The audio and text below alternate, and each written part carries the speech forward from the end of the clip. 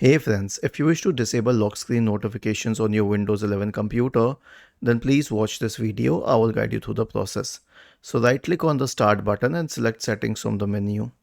Go to the system tab on the list on the left hand side. Select notifications in the right pane.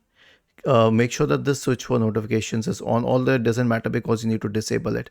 When you expand this list, there's an option here which says show notifications on the lock screen. Simply turn this off and the notifications will be off on the lock screen. Now I prefer this because by default the notifications are showing on my lock screen, and that can be a dangerous thing, especially for bank related notifications and OTPs. So this will also include these OTPs if your phone account is linked to your Android phone or iPhone. So this is why it is always advisable to disable these notifications.